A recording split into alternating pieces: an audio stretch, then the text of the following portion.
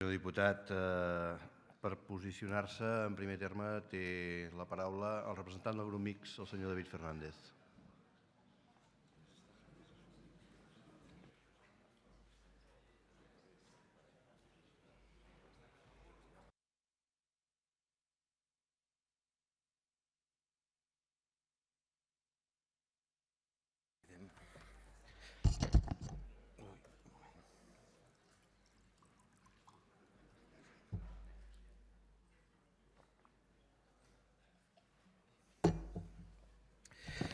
Gràcies, president.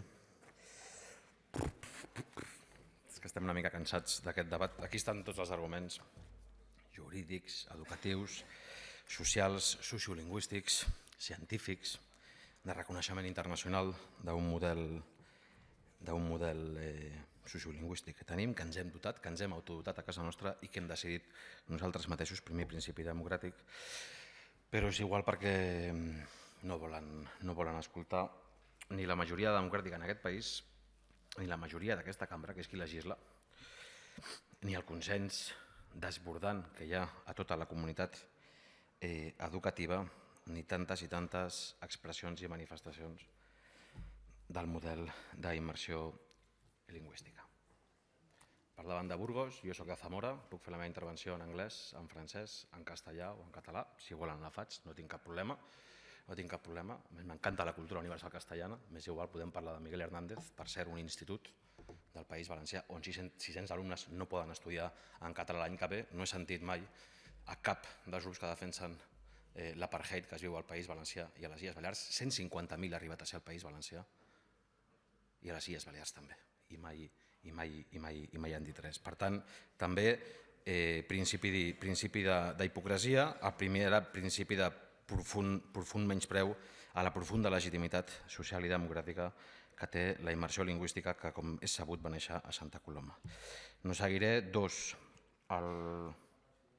Essomba va dir el 2011 que si no afluixaven els atacs al català i aquest debat artificial acabaríem entrant en una situació d'inestabilitat. I això és el que passa, que han trobat un filó d'inestabilitat política, una estratègia de la tensió i de la imposició. La democràcia, un debat aquí que portem ja 6 mesos debatint, no depèn d'una llei immanent i estàtica, depèn de la sobirania popular, de la democràcia i que entre tots i totes decidim com la immersió lingüística. Em sorprèn moltíssim que el senyor García Cuevas parli de Rosa Parks, no només per la política del PP respecte a les minories i les poblacions migrants arreu del món, no només per això, sinó perquè precisament vostè ha dit una cosa que nosaltres li reconeixerem obertament. Vostè ha dit a títol personal, conscient i material i en cambra parlamentària un acte de desobediència. Sí, és un acte de desobediència. Desobediència que ha canviat i ha millorat aquest país. Avui hem parlat de feminisme i del dret a l'avortament, i els primers centres de planificació sexual contra la dictadura nacional catòlica contra les dones es va fer als barris populars d'aquest país al moviment veïnal, explicant què era la salut sexual i reproductiva. Segrestant autobusos a la Trinitat o a Nou Barris perquè arribés al transport públic. No pagant impostos com amb la guerra de l'aigua.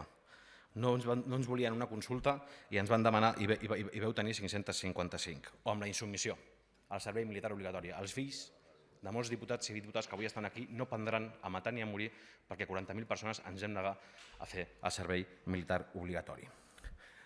Hi ha un proverbi africà que diu que ells tenen el rellotge i nosaltres el temps. Vostès tenen el rellotge de la imposició, però nosaltres tenim el temps de la llibertat. I a títol personal i antropològic i històric, ahir la senyora García Cuevas molt amablement va pujar fins al meu escó a donar-me la sentència. A mi em va recordar un paràgraf de la meva vida personal i col·lectiva, que és quan 2 senyors uniformats van venir a casa meva a donar-me una carta dient-me que havia d'anar a fer la mili.